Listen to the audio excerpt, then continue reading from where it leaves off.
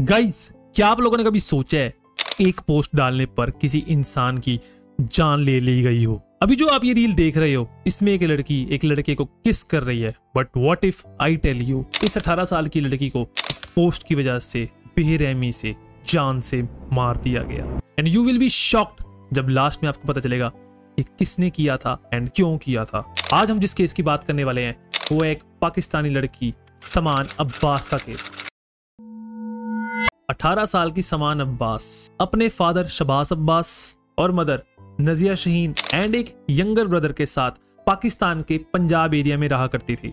उसके फादर एक फार्मर थे, सो फाइनेंशियली इतनी स्टेबिलिटी ना होने की वजह से उनकी पूरी फैमिली 2016 में एक रिश्तेदार के कहने पर इटली के नोवेरेला में शिफ्ट हो जाती है। इन लोगों के साथ में समा के चाचा दानिश हुसैन एंड दो चचेरे भाई इकराम मिर्जा एंड नमानुल हक भी इटली शिफ्ट हो जाते हैं। इटली आने के कुछ टाइम बाद ही शमान अब्बास को तरबूज के फार्म पर फार्मर की जॉब मिल जाती है एंड उसी एरिया के आसपास ये पूरी की पूरी फैमिली एक हाउस रेंट पर लेकर रहने लग जाती है। टाइम के साथ साथ पूरी फैमिली धीरे धीरे इटली की लाइफ में एडजस्ट हो चुकी थी, लेकिन इटली में रहने के बावजूद वो अपने पाकिस्तानी कल्चर को नहीं छोड़ते थे। घर के अंदर वही वैल्यूज वही रूल्स जो वो पाकिस्तान में फॉलो करा करते थे, लेकिन इन सब में एक इंसान अलग थी, समान अब्बास।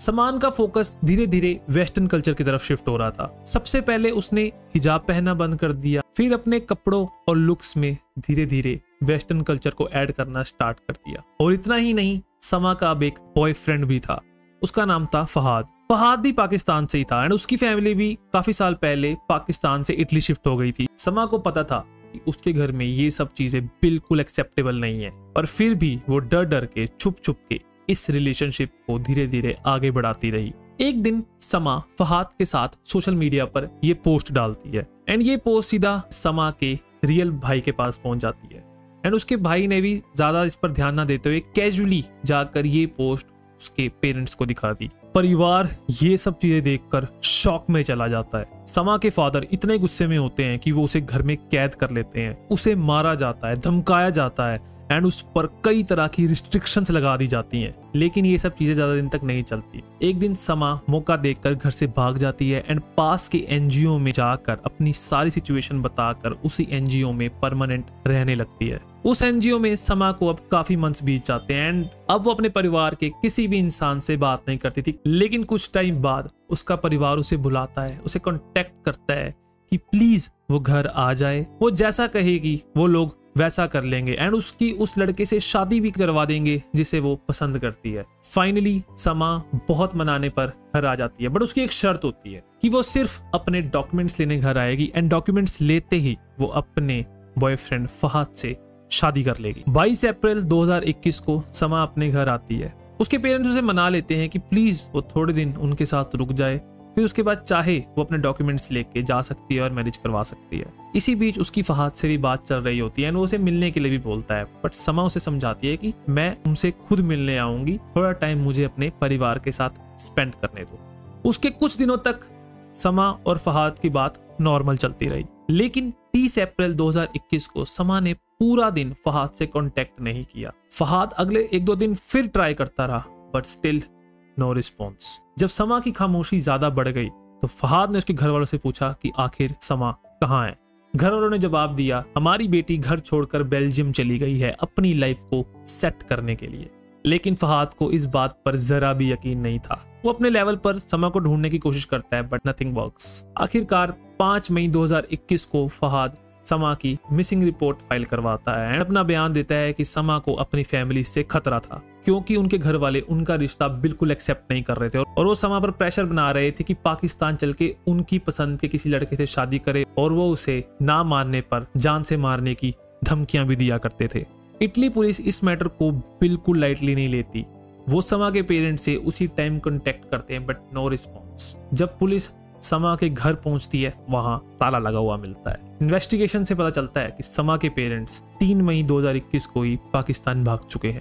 बाकी 2 भाई इकराम इजाज एंड नुमान उल हक फ्रांस और यूरोप भाग जाते हैं एंड चाचा दानिश हुसैन भी इकराम के साथ फ्रांस भाग जाते हैं। यहाँ से पुलिस को सब समझ में आने लगता है। जहां से रातों रात पूरा परिवार भाग जाए, वहां कुछ तो गड़बड़ जरूर है। इस केस में अब आगे बढ़ने के लिए पुलिस आसपास के सीसीटीवी कैमरास को चेक करती है एंड उनको एक शॉकिंग फुटेज मिलती है। फुटेज के अकॉर्डिंग 29 अप्रैल 2021 को समा के चाचा और दोनों भाई फावड़ा और रस्सी लेकर खेत की तरफ जा रहे होते हैं और थोड़ी देर बाद समा भी दिखाई देती है उसी खेत की तरफ जाते हुए विद वाइट बैग और उसके साथ होते हैं उसके फादर एंड मदर। लेकिन कुछ वक्त बाद कैमरे की रिकॉर्डिंग में दिखता है कि समा के माँ बाप तो खेत की तरफ से वापस आ रहे हैं बट विदाउट समा।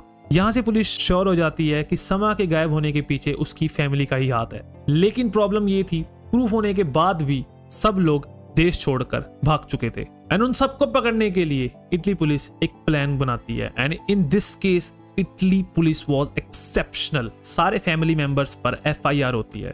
सितंबर 2021 दानिश हुसैन को पेरिस से अरेस्ट करके इटली लाया जाता है। कुछ टाइम बाद फ्रांस से इकराम इजाज एंड स्पेन से नुमान उल हक को भी पकड़ लिया जाता है। इंटेरोगेशन स्टार्ट होती है लेकिन तीनों लोग एक ही बात बोलते हैं कि हमारा इस केस से कुछ लेना देना नहीं है। लेकिन जब पुलिस प्रेशर बनाती है चाचा दानिश हुसैन फाइनली टूट जाता है और बताता है सच। वो एक्सेप्ट करता है समा अब इस दुनिया में नहीं रही, उसकी हत्या की जा चुकी है और उसकी लाश घर से 700 मीटर दूर एक फार्म में दफनाई गई है। पुलिस उसी टाइम वहां पहुंचती है, खुदाई स्टार्ट होती है और महीनों बाद उनकी आंखों के सामने होती है समा अब्बास की डेड बॉडी। उसके कपड़े भी वैसे ही थे जो उसने लास्ट टाइम उस फुटेज के अंदर पहन रखे थे। सो इस चीज से कंफर्म हो जाता है कि वो समा अब्बास ही थी। बॉडी मिल गई थी, तीनों एक्यूज्ड मिल गए थे, पर अभी भी मेन मास्टरमाइंड्स समा के फादर एंड मदर मिसिंग थे। अब इस केस पर इटली और पाकिस्तान पुलिस मिलकर काम करती है और फाइनली 2022 में शहबाज अब्बास को पाकिस्तान में उनके ही गांव से अरेस्ट कर लिया जाता है एंड इन अगस्त 2023 उसको पाकिस्तान से इटली कोर्ट में लेकर आया जाता है एंड तब जाकर समा अब्बास के पूरे केस का सच बाहर आता है। पहले तो समा अब्बास के फादर एंड बाकी के 3 मेंबर्स सब कुछ डिनाई कर देते हैं। वो कहते हैं हम अपनी ही बेटी को क्यों मारेंगे, हमारा इससे कुछ भी लेना देना नहीं है। लेकिन फिर कोर्ट में सबूत पेश किए जाते हैं, ये सबूत पूरा का पूरा केस पलट के रख देते हैं। कोर्ट में उनकी कॉल रिकॉर्डिंग्स पेश की जाती हैं, उसमें क्लियरली बात कर रहे होते हैं कि समा को कैसे मारा गया था। रिकॉर्डिंग से पता चलता है कि पहले चाचा और दोनों भाई खेत में जाते हैं, वहां एक गड्ढा खोदते हैं, फिर समा के पेरेंट्स उसे बला फुसलाकर उस खेत की तरफ लेकर जाते हैं एंड वहां जाते ही वो अपनी बेटी को इन तीनों के हवाले कर देते हैं, जहां दोनों भाई समा के हाथ पकड़ते हैं और चाचा उसके गले में रस्सी बांध कर उसका दम घोट के उसे मार देते हैं। समा का रियल ब्रदर जो इन सब चीजों से बिल्कुल अलग रह रहा था, वो भी कोर्ट के अंदर आकर गवाही देता है कि हाँ, घर में काफी टाइम से समा को मारने की साजिश चल रही थी। इस सब के बाद समा की पूरी फैमिली गिल्टी प्रूफ होती है। अब सिर्फ एक इंसान का मिलना बाकी था, वो थी समा की मदर। वो कहीं भी नहीं मिल रही थी, पूरी की पूरी तरह से फरार अंडरकवर रह रही थी। लेकिन 31 मई 2024 को पाकिस्तान के कश्मीर एरिया से उनको भी फाइनली अरेस्ट कर लिया जाता है एंड फैमिली को सजा कुछ इस तरीके से मिलती है। शहबाज अब्बास और नजिया शहीन को उम्र कैद की सजा, चाचा दानिश हुसैन को 22 साल की सजा एंड दोनों भाई इकराम इज्जा और नुमान उल हक को उम्र कैद की सजा। एंड लास्ट में मर्डर का जो रीजन निकल कर आता है वो होता है ऑनर किलिंग, अपने धर्म को ना फॉलो करना। सिर्फ कल्चर, फ्रीडम और अपनी चॉइस की वजह से समा अब्बास को उसके अपनों ने ही दुनिया से मिटा दिया। आपके इस केस पर क्या थॉट्स हैं मुझे जरूर कमेंट सेक्शन में बताएं। सो दैट्स इट गाइस, आज की वीडियो इतनी ही। होप आपको वीडियो पसंद आए। वीडियो पसंद आए इसे लाइक करें, चैनल को सब्सक्राइब करें। हम मिलते हैं नेक्स्ट वीडियो में।